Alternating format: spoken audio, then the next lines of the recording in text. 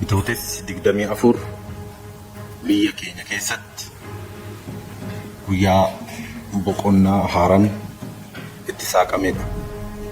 Paartiin keenya paartiin badhaadhinaa adeemsa siyaasa giddugaleessa bu'uura taasisuu adeemsa siyaasa biyya keenyaa keessatti seenaa haaraa adeemsa haaraa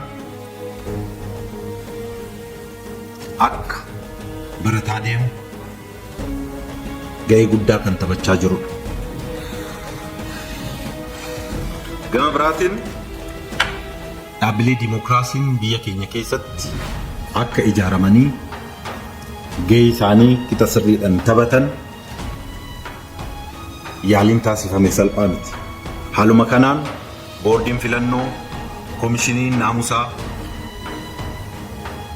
koomishiniin mirga namoomaa irra deebiidhaan haaromfamanii ga'ee isaan irraa eeggamu akka ba'an taasisuun danda'amee jira. Akkasumatti riifoormiin dhaabbilee haqaatis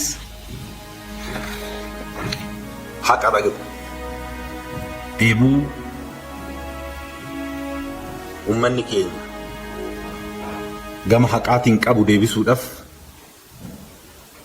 riifoormii kanaan cimanii erga hojiitti galanii asitti jijjiiramni hamma nan jedhamne gama kanaanis akka galmaa deemu gochuun danda'amuusaa hubachuun hin danda'amu.